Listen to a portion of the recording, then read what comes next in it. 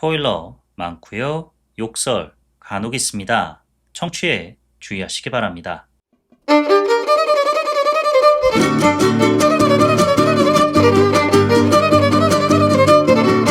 콘텐츠 대홍소시대 요즘 뭐 보시나요? 전 이거 봅니다. 요즘 뭐 봄 난 이거 봄 89번째 에피소드 시작합니다. 안녕하세요.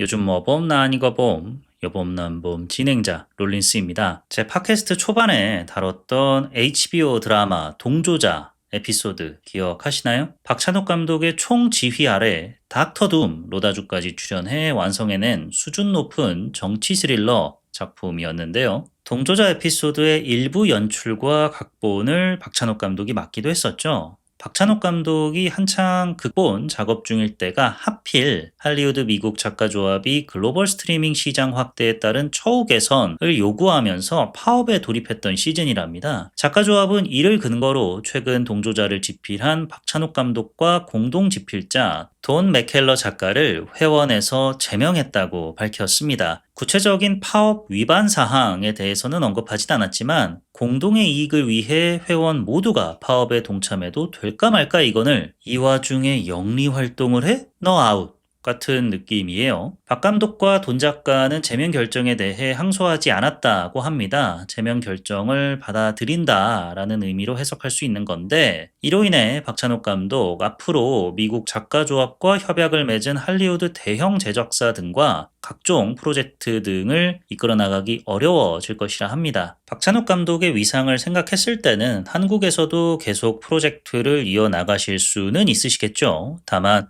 허리우드 슈퍼스타들과 함께 작업하는 박찬욱 감독의 모습을 더는 보기가 힘들어질 것 같아서 영화팬 입장으로서는 안타까울 따름입니다. 박찬욱 감독님, 미국이 전부가 아니잖아요. 고향 땅에서 늘 그래 오셨듯이 마음껏 기량 펼치시기를 바라겠습니다. 기왕 상황도 이렇게 된 거 초심으로 돌아가실 수 있는 기회라고 생각을 하세요.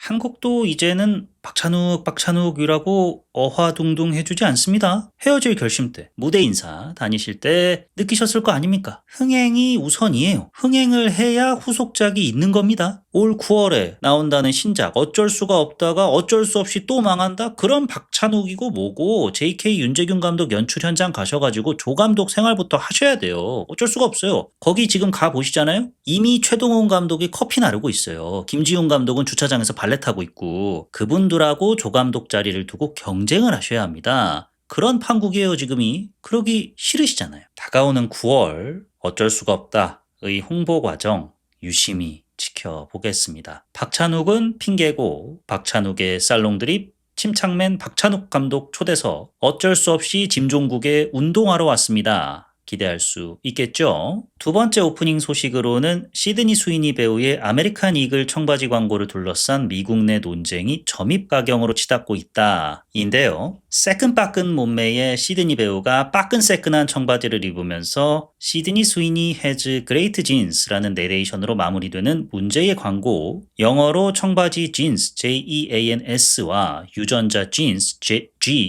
저도 헷갈리네요. Genes가 유사해서 중의적인 의미를 띠려는 의도가 다분했죠. 푸른 눈의 금발백인이 그레이트 유전자라는 소리 아니야? 이거 백인 우월주의자들 새끼네. 나치냐? 비판이 미국 진보 진영 쪽에서 특히 더 쏟아졌는데요. 여기까지가 제가 지난번에 말씀드린 내용인데 논란이 가실 기미를 보이고 있지 않습니다. 최근 영화 시사회 현장에 참석한 시드니 배우를 향해 인종차별주의자라는 비판이 터져나왔고 미국 극우단체로 알려진 프라우드 보이즈가 LA 시내에 프라우드 보이즈 러브 시드니 스위니 She has the best blue jeans 유전자라는 걸개를 거는가 하면 시드니 배우가 공화당원으로 등록된 사실까지 알려졌습니다. 이거는 제가 미국 정치를 잘 몰라서 그러는데 특정 개인이 어느 정당의 당원인지 미국에서는 누구나 확인 가능한 건가요? 개인 프라이버시 아니야? 여튼 플로리다 유권자 등록 기록에 시드니 배우가 공화당원으로 등록되어 있다라는 사실이 알려지자마자 우리 트황 상제에게 한 기자가 질문을 합니다. 시드니 스위니 배우가 공화당원이라는 데에 어떻게 생각하느냐라고요. 아니 미국 대통령한테 뭐 이런 질문을 해요. 참 미국도 이상해요. 그죠? 여튼 이에 트황 상제 몰랐던 사실 알려줬어. Thank you. 이제 her advertisement. I like it. Look at this. 생각보다 공화당원 very very many in our beautiful country. 라고 답했습니다. 이렇게 되면은 이제 미국에서 아메리칸 이글 청바지 입으면은 공찍이 되는 건가요? 그럼 반대로 아닌데 나 민찍인데 하려면은 뭘 입어야 되나? 야 공찍은 아메리칸 이글 청바지, 민찍은 댓글로 브랜드 추천 받겠고요. 댓글 얘기 나온 김에 댓글 소개 시간 가져보겠습니다. 그간 새로 달린 댓글들 모두가 제가 여러분께 마이크 관련해서 의견을 구했던 데에 대한 답변입니다. 우선 친히 마이크 관련해서 의견 남겨주신 모든 분들께 보다 정확하게는 청취자 말고 구독자 말고 애청자 말고 댓글을 남겨주신 분들께만 감사 인사드립니다. 꼬우세요? 그럼 댓글을 다세요.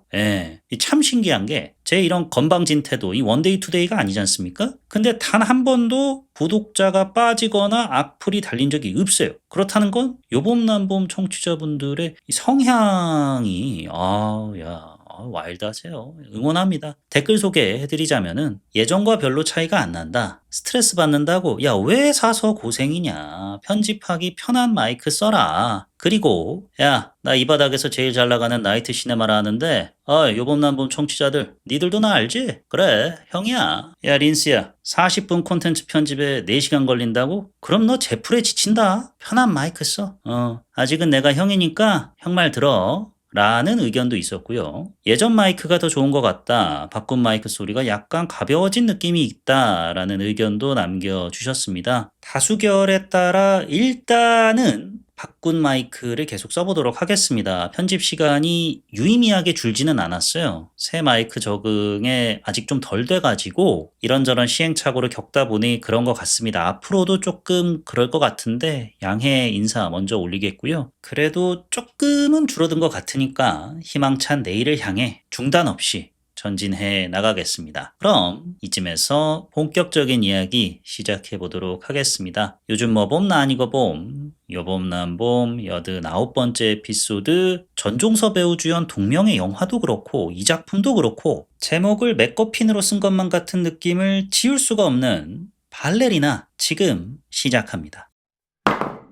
영화 발레리나는 어느새 전설이 되어버린 액션 영화 시리즈죠. 존 윅 시리즈의 첫 번째 영화 스피노프입니다. 드라마로는 킬러들이 머무는 호텔이죠. 콘티넨탈 속의 이야기를 다룬 더 콘티넨탈이 있고요. 스피노프물에서 제일 중요한 요소 중에 하나가 바로 타임라인이죠. 영화 속에서 벌어지는 일이 전체 시리즈 중 어느 시점에 해당하느냐, 이걸 어떻게 전체 시리즈에 스무스하게 녹이느냐가 작품의 완성도에 큰 영향을 끼치기 때문인데요. 발레리나는 존 윅 3 파라벨룸과 존 윅 4편 사이에 벌어진 일입니다. 존 윅 3편에서 전 세계 킬러들의 타깃이 된 존이 자신을 킬러로 거듭나게 만든 조직 루스카로마의 위장 사업인 발레 극장을 찾아가잖아요. 거기서 루스카로마의 수장이 존과 비슷한 문신이 새겨진 발레리나를 코칭하는 장면이 나오는데 이걸 통해서 이제 발레리나 떡밥을 그때 뿌렸었죠. 영화 발레리나는 이 지점을 활용해서 존 윅과 영화 발레리나 주인공을 교차시킵니다. 이 점 염두해 두시고요. 존 윅 시리즈의 성공을 이어가야 하는 숙명을 띈 영화 발레리나는 영화 언더월드 시리즈, 영화 다이하드 4.0 등을 선보였던 렌 와이즈먼 감독이 연출했습니다. 존 윅 시리즈 모두를 연출했던 체드 스타일스키 감독이 제작을 맡았고 존 윅 키아누 리브스 배우가 프로듀서로도 이름을 올렸습니다. 발레리나의 각본은 존 윅 3, 4편을 집필했던 셰이 해튼 작가가 집필했는데 요게 조금 복잡한 과정을 거쳤어요. 원래는 2017년에 셰이 작가가 존 윅 시리즈와는 상관이 없는 독립적인 액션 스릴러 영화 각본을 하나 만들었답니다. 그거를 존 윅의 배급사인 라이언스 게이트가 샀고요. 그 후에 셰이 작가가 존 윅 시리즈 각본가로 합류를 했는데 이때 라이언스 게이트랑 합의를 해가지고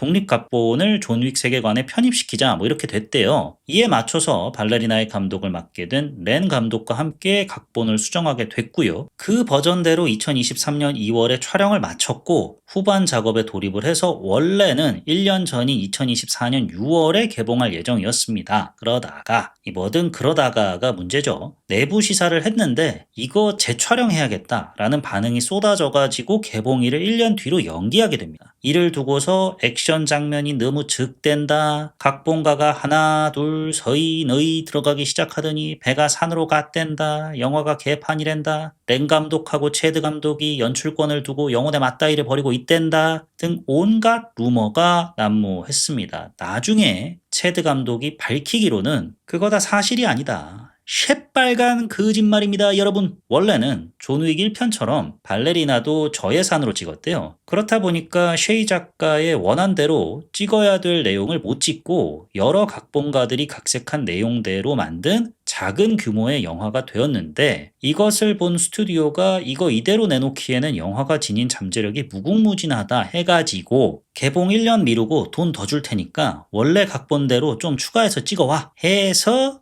원래 각본에 맞게 재촬영을 한 것이다.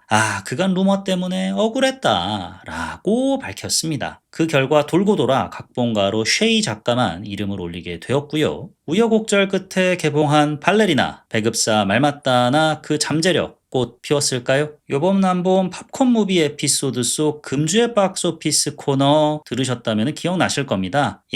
꽃을 피우지 못했어요. 알려진 제작비가 재촬영 비용 3천만 달러 포함해서 9천만 달러 수준입니다. 할리우드 영화의 통상적인 손익분기점은 제작비의 2배 정도로 알려져 있죠. 1억 8천만 불, 그래 깔끔하게 2억 불은 발레리나가 넘겼어야 이 돈 굳었다 할 텐데 현재까지 전 세계 수익 1억 3천만 불 수준입니다.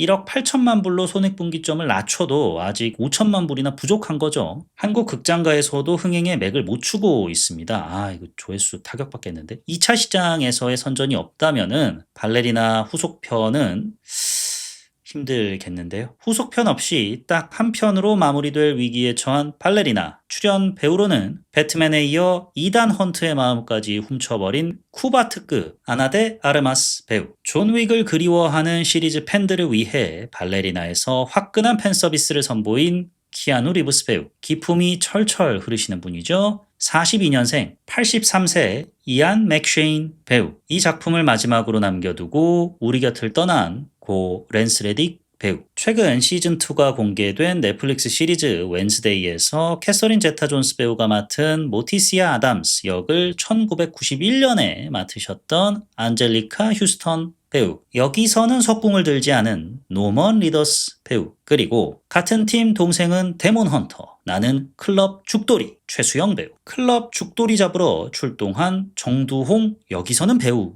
등이 출연합니다. 줄거리 요약 시작해 보겠습니다. 영화는 행복한 시간을 보내고 있는 부녀를 보여주며 시작합니다. 보아하니 소녀는 어린 나이에 어머니와 언니를 잃은 모양이에요. 그런 그녀를 보면서 아버지는 너는 이런 면은 엄마와 똑같고 저런 면모는 언니와 닮았다 라면서 먼저 떠나간 이들을 남은 딸과 함께 추억하죠. 그러던 어느 날 부녀의 집에 손목에 X자 흉터가 남아있는 괴한들이 침입을 합니다. 괴한들이 노리는 거는 소녀였는데요. 아버지가 가만두고 볼 수가 없겠죠. 호이자 호이자 제압을 해나가지만은 존 윅도 갑작스러운 다굴빵에 속수무책으로 당했지 않습니까? 딸을 숨기는 데는 성공을 했지만 결국 괴한들에게 붙잡히고 맙니다. 붙잡힌 아빠 앞으로 괴한들의 보스로 추정되는 인물이 다가옵니다. 우린 외부인인 너를 받아줬거늘 이게 그것에 대한 보답이냐? 네 아내도 죽은 마당에 널 존중해줄 마음 따위는 없다. 자, 이 총으로 자살해라. 그럼 네 딸은 산다. 안 그럼 다 죽는 거야. 라고 하는데 아버지가 기지를 발휘해서 호이자 호이자 2탄을 선보이면서 딸과 탈출하는 데 성공하지만 큰 부상을 입어서 결국 어린 딸 앞에서 사망합니다. 가족을 모두 잃은 소녀 앞에 콘티넨탈 뉴욕의 지배인인 이안 맥쉐인 배우가 연기한 윈스턴이 나타납니다. 슬픔에 젖은 사람에게 섣부른 동정 따윈 하지 않겠다. 솔직히 얘기하겠다. 너희 아버지와 나는 오랫동안 알고 지낸 사이다. 나와 함께 가지 않겠느냐? 제안을 하죠. 그렇게 소녀는 존 윅이 훈련을 받았던 그곳 겉모습은 발레극단, 실상은 암살자 양성소 루스카로마에 도착하게 됩니다. 윈스턴은 루스카로마를 떠나면서 소녀에게 금화 하나를 건네주며 도움이 필요하면 언제든 찾아와라 일러두죠. 그로부터 12년이 지났습니다. 소녀는 이제 어엿한 숙녀가 되었어요. 아나데 아르마스 배우가 분한 숙녀의 이름은 이브 마카로.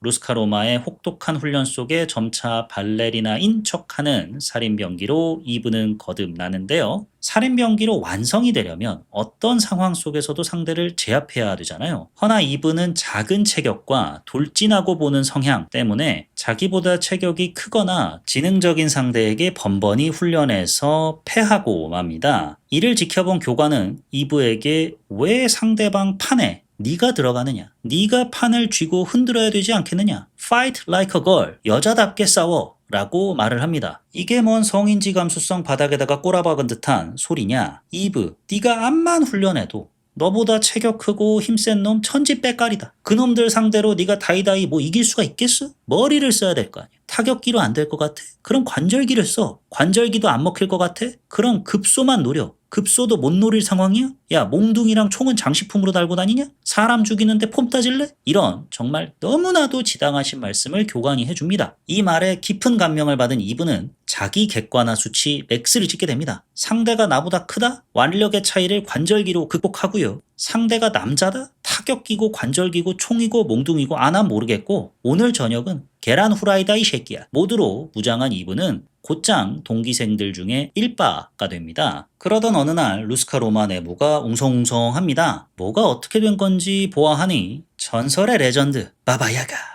존 윅이 루스카로마를 이런저런 이유로 찾은 건데요. 볼일을 마친 존 윅이 떠날 때 이브가 그를 불러 세웁니다. 여기서 나가려면 어떻게 하죠? 정문 열려 있던데? 지금도 나갈 수 있어. 마음만 먹으면. 아니요. 어떻게 당신과 같은 모습으로 여기서 나갈 수 있냐고요? 이미 나와 같은 모습인 것 같은데? 라는 말을 남기고 존 윅 루스카로마를 떠납니다. 킬러로서 자질이 충분하다고 느낀 루스카로마 수뇌부도 그녀에게 정식 킬러가 되기 위한 테스트 미션을 하달합니다. 최수영 배우가 맡은 카를라 박이라고 있는데 루스카로마의 VVIP 딸이에요. VVIP 협박하려고 이런저런 애들이 카를라 박을 노리고 있다고 합니다. 이번에는 정두홍 배우가 소화한 일성이 카를라 박을 노리고 있다더라. 는 첩보를 루스카로마가 입수를 했습니다. 이브에게 카를라를 보호하라는 임무를 루스카로마가 하달하죠. 카를라가 어디 있나 봤더니 누가 잡아가도 아무도 모를 것만 같은 클럽 한복판에서 소원을 말해봐를 막 추고 있는 거예요. 일성이 다가옵니다. 이브가 막죠? 호이자 호이자. 카를라 보호 미션 클리어. 전직 성공. 그렇게 이브는 루스카로마의 정식 킬러가 됩니다. 그 후 시간이 흘러 다른 미션을 소화한 이브는 자신을 죽이려던 킬러의 손목에 자신의 아버지를 죽였던 이들처럼 X자가 그어져 있는 것을 확인하게 됩니다. 아버지를 죽인 원수를 찾기 위해 루스카로마의 수장 안젤리카 휴스턴 배우가 연기한 디렉터에게 이브는 이 X자 흉터에 대해서 묻습니다. 디렉터 왈, 얘들은 사이비 집단인데 얘들은 상대하는 게 아니야. 그냥 상대해봤자 서로 피만 봐. 오래전부터 우리와는 서로의 영역 터치하지 말자고 협약한 사이니까 더는 알려고 들지 마. 라면서 이브에게 사실상 야 궁금하지? 아빠 죽인 놈들 찾고 싶지? 너 알아서 어떻게 해봐. 라고 꼬드기는 듯. 과연 이브는 이 조직의 뜻이 그렇다면은 아빠가 나쁜 짓을 했나 보죠. 과거는 과거에 묻어두겠습니다 하고 문제의 조직을 찾아 나서지 않을까요? 당연히 찾아 나서겠죠. 이놈들이 사입이라고 불리는 이유는 무엇일까요? 혹시 어린 시절 이브를 아버지로부터 뺏어가려고 한 것과 맞닿아 있는 걸까요? 지금 극장에서 확인해 보시기 바랍니다.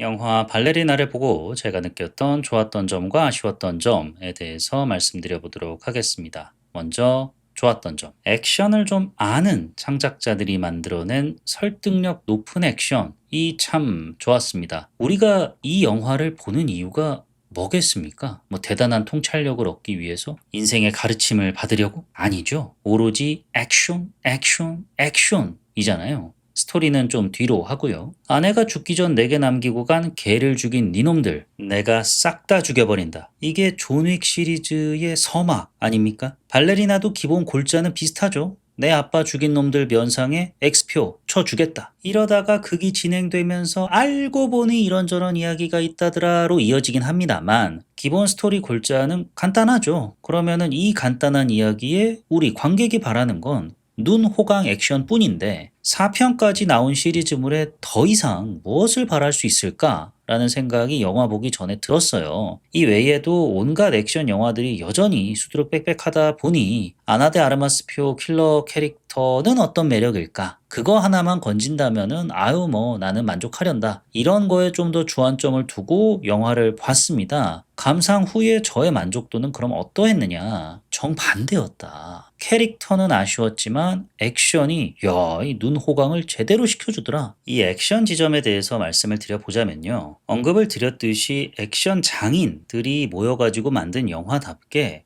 관객을 설득시킬 줄 압니다. 어느 부분에서 여자처럼 싸워라 라는 대사를 통해서 제 아무리 이브가 뭐 도끼를 가득 품었다곤 하지만 우리 눈에 보이기로도 아나 데 아르마스 배우 체구가 작고 뭐 근육질의 뭐 다부진 체형도 아니죠. 이런 인물이 어떻게 마동석 같은 캐릭터를 뭐 완반치 쓰리 강냉이로 그 킬러들 세계에서 털어내겠습니까? 실패하는 액션물 특징이 그냥 말로만 씹으려 되는 거예요.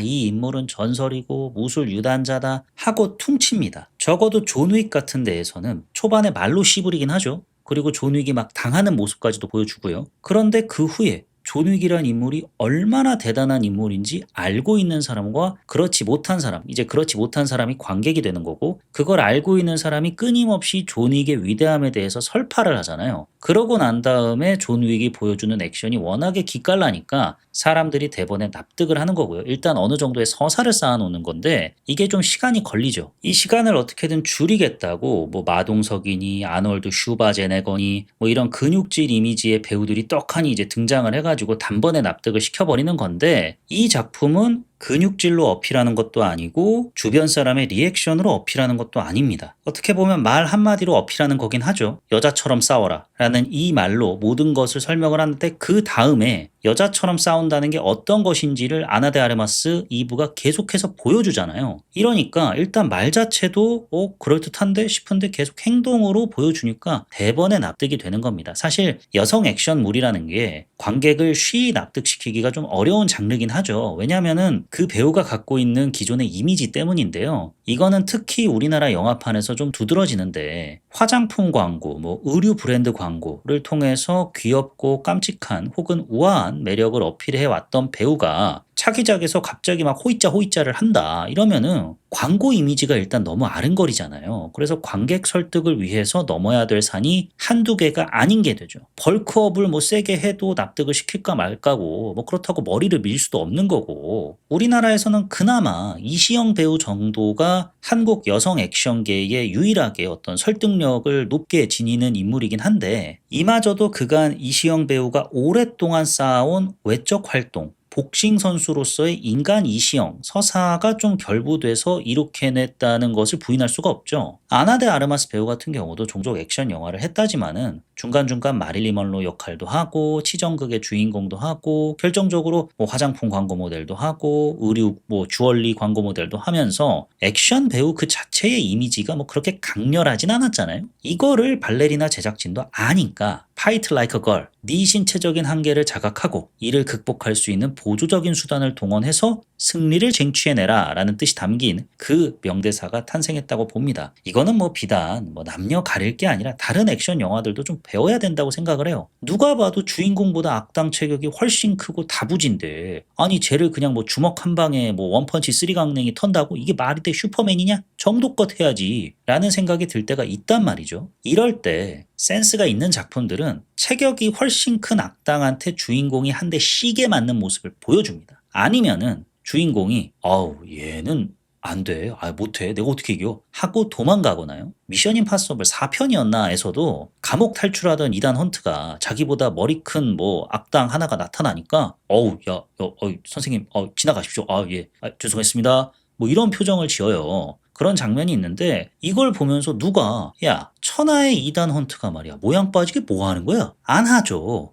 저거는 2단 헌트도 안 돼, 안 돼. 오케이. 야, 그냥 쟤는 보내라. 관객들도 이런 반응을 하게 만들잖아요. 설득을 시키고 납득을 시키는 거죠. 발레리나도 이런 설득력이 가득한 액션을 선보인다. 단순 말로만 여자처럼 싸워라에 그치지 않고 훈련소에서 일장인 거 보셨죠? 이제 2부 짱짱맨 됐습니다. 이제 다음부터는 여러분 2부가 뭐 마동석이니 뭐니 뭐 드웨인 존슨이니 다 때려 부셔도 그냥 이해해 주세요. 에 그치지 않고 2부가 전투에 나설 때마다 약간 뭐 궁지에 몰린다 싶으면은 카메라가 알아서 계속 주변 사물들을 비춰줍니다. 초점을 맞춰줘요. 아니나 다를까 그 물건을 활용을 해가지고 지형지물을 역이용을 해서 상황을 역전하고 극복하고 상대를 무찌르죠. 각종 도구나 무기로 선보이는 액션도 호쾌하고요. 유려해서 전혀 비겁해 보이지가 않습니다. 실리적으로 보여요. 약간 이런 식의 뭐 슬랩스틱 같은 게 성룡식 액션을 떠올리게 하면서 참신하게 느껴질 때도 있었고요. 경우에 따라서는 액션이 멋보다는 긴박함에만 초점을 맞출 때도 있었는데요. 일단 뭐 손에 잡히는 아무거나 뭐 던지고 볼 때가 그랬는데 이거는 또 2부가 초짜 킬러다 보니까 미숙한 경험 탓에 능숙하게 대처하기보다는 어떻게든 상황을 극복하려고 보이는 것처럼 비현실적 세계관 속 현실적인 지점으로 다가와서 더더욱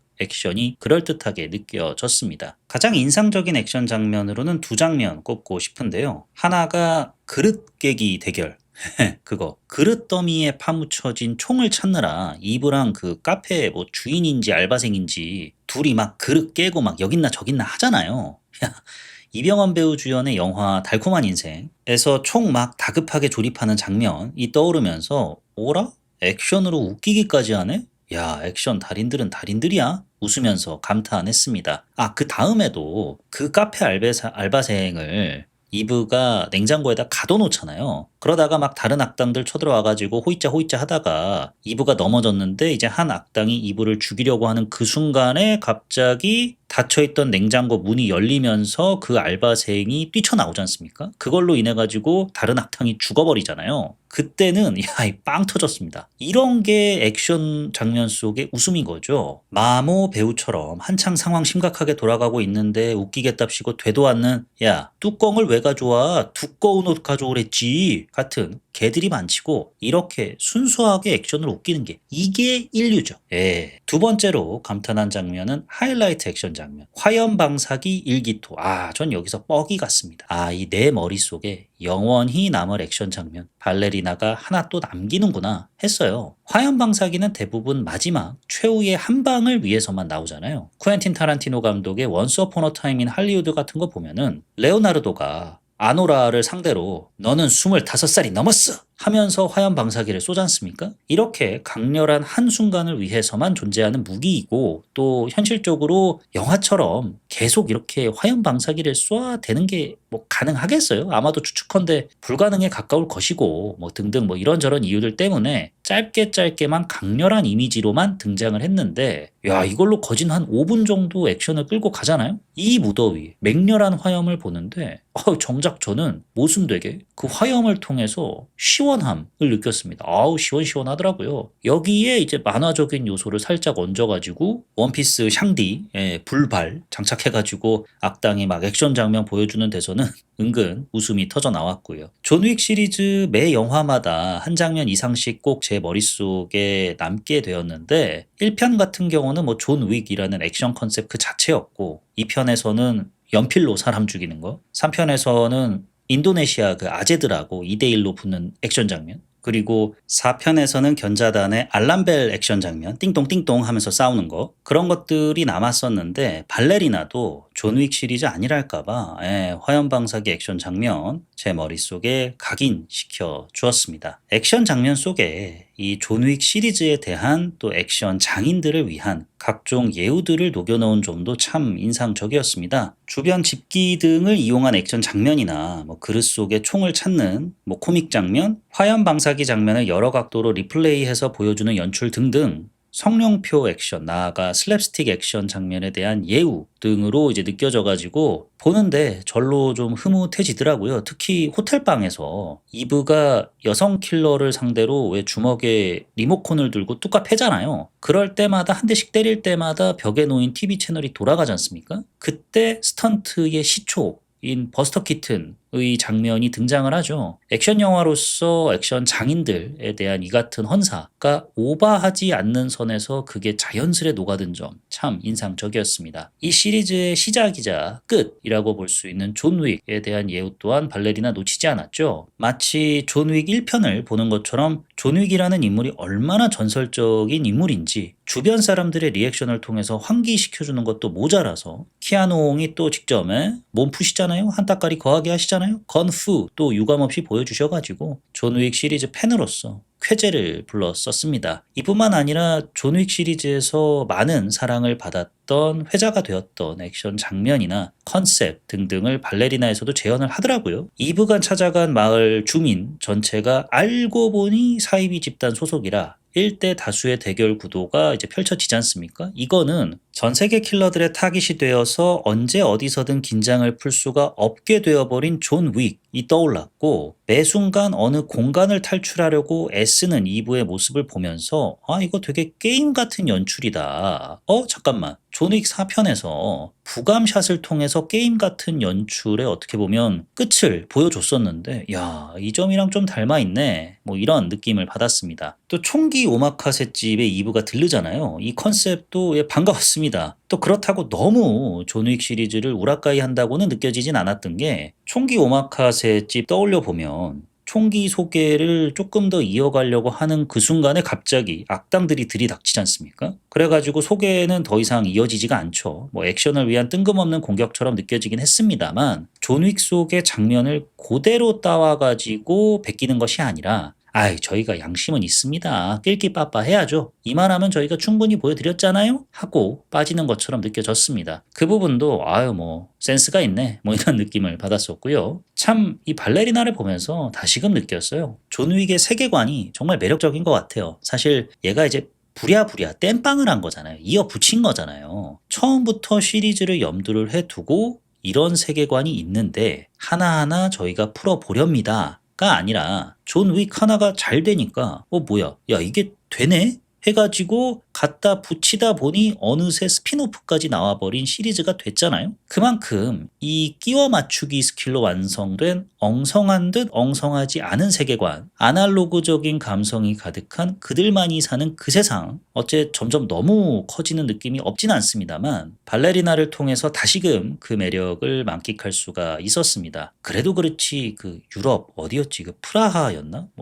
여튼 거기서 뉴욕까지 아니 팩스도 아니고 돌돌만 종이가 단번에 넘어간다는 게 이게 좀 오바 아닌가? 뭐 그만큼 급하시다는 거겠죠.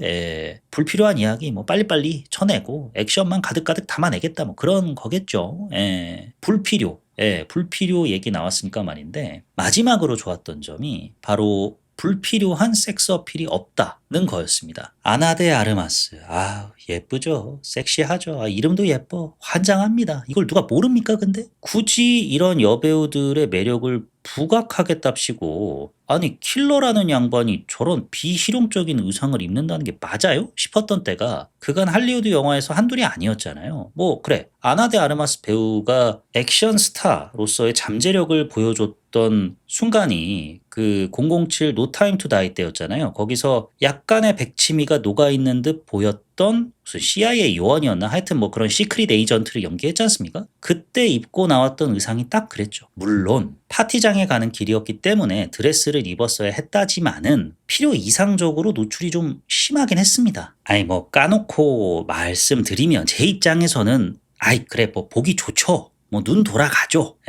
출시 3개월도 안 돼서 샷다 내린 서든어택 2가 우리 게임 업계에 남긴 유산이 뭡니까? 아니 왜 여성 용병 캐릭터들 의상만 다 하나같이 저렇게 노출이 심해요? 이 바닥 룰 몰라요? 노출이 심할수록 방어력이 올라가니까. 아나 배우가 입은 방어력이 대단히 높은 배꼽까지 시원하게 파진 드레스 그거 입고 뭐 호이자를 하잖아요. 눈이 안 돌아갈 수가 없죠. 맞아요. 이걸 보고 눈이 안 돌아간다 그러면 안과가 아니라 비뇨기과를 가봐야죠. 알아요. 아는데 꼭 저렇게까지 노출을 해야 할 필요가 있느냐 싶은 거예요. 007 시리즈뿐 아니라 그 안젤리나 졸리표 툼레이더도 뭐 그때 그 시절이긴 합니다만 필요 이상으로 졸리 누나의 이 몸매를 부각하는 장면이 많았잖아요. 그에 반해서 이번 발레리나에서는 초반에 클럽 장면 정도를 제외하면은 뭐 섹스 어필이랄 게 전무하죠. 철저히 킬러 에만 초점을 맞춰서 극이 전개가 되니까요. 시종일관 무채색 옷에 화염방사기 일기토 때는 방염복까지 입었잖아요. 클럽 장면도 생각을 해보면은 뭐 아나 배우가 부비부비 하면서 카를라 동태를 살피는 것도 아니고, 그렇다고 카를라가 정경호 배우 완전 빡 돌아버리게 거기서 무슨 뭐 색도 시발 춤을 추는 것도 아니고, 여배우들이 입고 있는 드레스도 노 타임 투 다이 속의 아나 데 아르마스 배우처럼 뭐 그런 좀 노출도가 심한, 뭐 저는 보기 좋은 그런 드레스를 입은 것도 아니고요. TPO에 맞춘 뭐 클럽에 가려면 그래 뭐 저 정도는 입어줘야지, 모두가 다 납득할 수 있는 수준의 의상, 그 이상 그 이하도 아니었다. 킬러, 액션에 보다 집중할 수 있어서, 본질에 집중할 수 있어서 아우 영화 보는데 너무 좋았다. 또 아나 배우 고생 많았겠다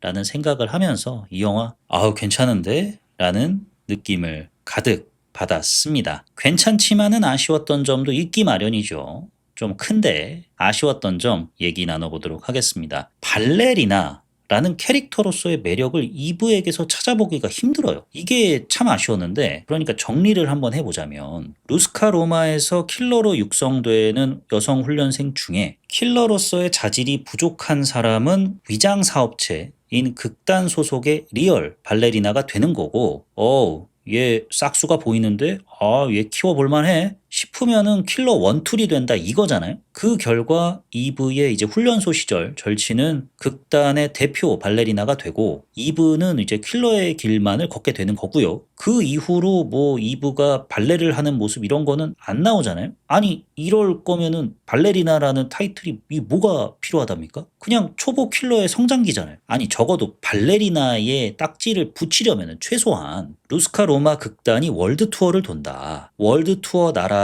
선정 기준은 가장 많은 돈을 지불한 고객의 국적 순대로다. 월드 투어 갔을 때 임무를 하달받은 이브가 빵야빵야 하러 간다. 그러다가 아니 저놈은 내 아버지를 죽인 원수! 뭐 이렇게 정도는 돼야 하지 않겠습니까? 존 윅이 본격적인 액션을 펼치기도 전에 상대 조직에 속한 이들이 계속해서 존 윅이 온다고? 씨발 좆됐다. 야 상대는 존 윅이야! 하면서 그 캐릭터의 어떤 실력, 매력에 대한 기대감을 높여주었다면은, 발레리나 속의 이브는 태생적으로 초보 킬러이기 때문에 외부로부터의 매력을 얻기가 힘들어요. 그러면 여태 존윅 시리즈가 그래왔듯이 존윅 유니버스 속의 발레리나라는 세계관을 통해서 이 바닥에서 발레리나는 저런 존재군 하는 인상을 심어줘야 하는데, 뭐였지 그거? 가케무샤? 아닌데? 깨끼무라? 니꺼무라? 아닌데? 키키모라. 살리기 위해 죽여라 빼고는 발레리나로서의 매력이랄 게 없어요. 살리기 위해 죽여라 요 말도 니꺼무라가 됐든 뭐 키키모라가 됐든 간에 그냥 뭐 보디가드잖아요. 아버지를 죽인 원수를 처단하겠다. 이것도 기본 골자가 전혀 새롭지가 않죠. 새롭다고 할 수도 없는 계제죠. 만약에 2차 시장에서 장사가 이제 잘 돼가지고 속편이 나온다면은 세계관보다는 캐릭터 매력에 좀 더 집중하기를 바랍니다. 그래야 할 것 같아요. 이처럼 세계관 매력에 좀 더 1편에서부터 치중을 하다 보니 극이 캐릭터보다는 떡밥 흘리기에 더 신경을 썼다라는 느낌도 강하게 받았습니다. 존 윅처럼 1편이 잘 되니까 부랴부랴 이어붙이는 것보다야 큰 그림 그려놓고 살짝살짝 공개하는 방향이 더 낫긴 합니다만, 극이 늘어지고 산만해진다는 인상을 피할 수가 없었습니다. 아버지를 죽인 놈들이 알고 보니 살인자 양성소 마을 출신 놈들이었고, 아빠는 자기 같은 삶을 자식에게 물려줄 수 없어서 나를 데리고 탈출을 했던 거고, 언니는 죽은 게 아니었고, 사이비 집단과 루스카로마는 서로 노타치 관계였고, 내가 지금 노타치 협정을 깰 판이고, 이걸 깨는 순간 어떤 후폭풍이 나에게 다가올지, 우리 조직에게 다가올지 가늠이 안 되고, 이 뭐 은근 뭐가 많아요. 이것도 설명하다가 웬 놈이냐, 침입자다, 에이 얍얍 우당탕 쿵탕 하고 강렬한 액션이 계속해서 나오긴 하지만, 그 장면 속에서도 이런 떡밥 흘리기 전략 때문에 액션 장면에서조차 피곤한 감이 없지 않았다. 이 부분이 아쉬웠고요. 또 최종 보스가 너무 좀 약해요. 화염방사기 액션 이후에 최종 보스와 딱 대면을 하지 않습니까? 이브가? 최종 보스라고 해봤자 결국 그 사이비 마을의 연로한 의장이잖아요. 뭐 또 이 양반이 과거 한따까리 했다, 청 노리스다, 덤벼 뭐 이런 것도 아니고 야부리만 털다가 헤드샷 맞고 저 세상 가시잖아요. 아니 최종 빌런이라는 양반이 최종 빌런으로서의 무게감이 좀 너무 약하다 보니까 뭐랄까요, 좀 쾌감이 떨어져요. 영화가 딱 끝나고 깔끔한 마무리 이게 아니라 밍숭맹숭한 마무리였습니다. 차라리 언니가 최종 보스였다면 어땠을까? 의장의 오른팔로서 차기 의장 1순위였던 언니가 너는 이 마을이 얼마나 숭고한 가치를 지금 수행하고 있는지 모른다. 루스카로마 놈들에게 세뇌당해서 그런 거야. 내 손을 잡아라. 꺼져! 인연이! 하면서 얍얍 했더라면은 더 낫지 않았을까 싶었습니다. 그 외에 뭐 사소한 뭐 의문점이라면은 아니 존윅 선생님 3편과 4편 그 바쁜 시기에 저렇게 건 바이 건 알바도 뛰시네요. 뭐 이런 생각도 들었고 노먼 리더스 아재는 야, 이 멀쩡히 어떻게 살아계셨대? 야, 대단하시네. 뭐 이런 생각도 들었고 이것도 너무 좀 떡밥용이라는 느낌을 팍팍 풍기잖아요. 아니나 다를까 랭 감독이 밝히기로는 노먼 리더스 배우를 캐스팅한 이유가 다 로먼 배우가 맡은 캐릭터에 대한 계획이 있기 때문이랍니다. 속편이 만들어진다면은 노먼 리더스가 맡은 인물은 이브에게 빚을 진 상태다. 그게 또 뭐 이런저런 이유가 돼가지고 요시기 모시기 같은 일들이 벌어지지 않겠냐. 뭐 이런 거죠. 알겠는데 설명이 좀 부족했다. 떡밥으로만 퉁치려고 하는 느낌이 너무 강했다. 여기까지가 영화 발레리나를 보고 제가 느꼈던 좋았던 점과 아쉬웠던 점이었습니다. 영화 발레리나에 대한 제 별점은 4.0. 괜찮은데? 입니다. 원래는 3.5점을 주려고 했어요. 뭐 액션 영화로서 이 정도면 준수하네. 재밌네. 스피노프로서도 충분히 스페인에 대한 예우 확실하고 좋아 좋은 영화야 라고 생각을 하던 중에 화염 방사기 장면이 빡 하고 나오니까 눈이 돌아가면서 넋이 나가더라고요. 나를 넉넉해 만들었기 때문에 화염 뿅뿅 점수 추가해가지고 4.0 괜찮은데를 주게 되었습니다. 영화 발레리나에 대한 제 한 줄 평은 캐릭터 매력은 부족해도 선배들에 대한 예우만큼은 확실한 스핀오프입니다. 버스터 키튼부터 해서 성룡 그리고 그 외에 온갖 액션 스타, 액션에 대한 진심을 갖고 있는 사람들에 대한 헌사로 좀 무장한 작품이어가지고 그 와중에 또 세계관에 대한 매력은 잃지 않고 존 윅에 대한 샤라웃까지 해주니까요. 예우가 참 확실하다고 느꼈습니다. 캐릭터 매력만 좀 뒷받침이 됐더라면 훨씬 더 뛰어난 작품이 되었을 텐데 라는 아쉬움이 남았지만은 그럼에도 좋았던 점이 좀 눈에 띄어가지고 이 같은 한 줄 평 남기게 되었습니다. 캐릭터 매력은 부족해도 선배들에 대한 예우만큼은 확실한 스핀오프라고요. 다음 에피소드에서는 디즈니 플러스 드라마죠. 파인 촌뜨기들을 다뤄보도록 하겠습니다. 최종화 나오자마자 이 망할 쇼츠놈들에게 스포 안 당하려고 나오자마자 바로 보고 에피소드 뚝딱 버무려 볼 생각입니다. 이 쇼츠놈들한테 너무 당해가지고 스포를 다 당해서 중요 분기점들 지금 다 알면서 보고 있는데 그래도 재밌더라고요. 원작의 내용을 좀 알고 보고 있는데도 또 쇼츠로 2차 스포를 당했는데도 2번 스포를 당했는데도 재밌다. 그만큼 흥미로운 드라마임에는 틀림없는 것 같습니다. 다음 주에 얘기 나눠보기로 하고요. 여기까지가 요즘 뭐봄 나 아닌 거 봄 요봄 난봄 89번째 에피소드 영화 발레리나였습니다. 지금까지 저는 진행자 롤린스였고요. 들어주셔서 대단히 감사합니다. 지금까지 저는 진행자 롤린스였고요. 들어주셔서 대단히 감사합니다.